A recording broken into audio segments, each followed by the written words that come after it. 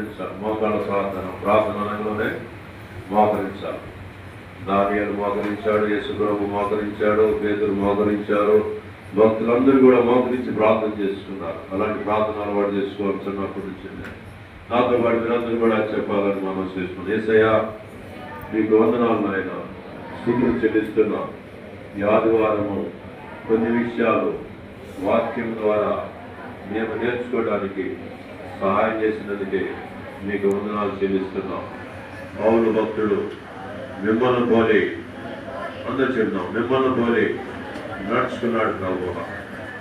నేను కూడా నిన్ను పోలి నడుచుకునేటట్లుగా సహాయం దయచేయండి. ప్రతి దినము లేకుజామున లేచి గందరగడ లేచి ప్రార్థన చేసుకోవడానికి నాకు సహాయం చేయండి ప్రభువా.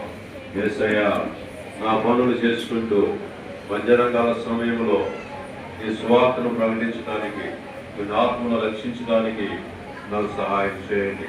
సాయంకాల సమయంలో ఏకాంత ప్రార్థన చేసుకోవడానికి నాకు సహాయం చేయండి. రాత్రికాల సమయంలో ఈ సన్నిధులు గడపడానికి, ప్రార్థన చేయడానికి నాకు సహాయం చేయండి. మా అవసరాలన్నీ కూడా తీర్చండి, మా అక్కర్లన్నీ తీర్చండి. నిండిపోయి నడుచుకునేటట్టుగా సహాయం చేయండి.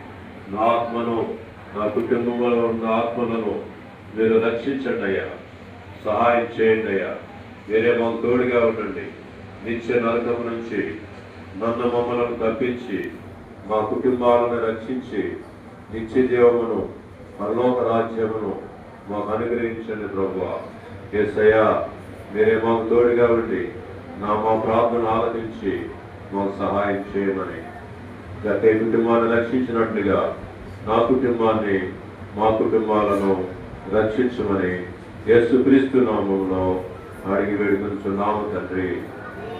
ఆమేన్, ఆమేన్.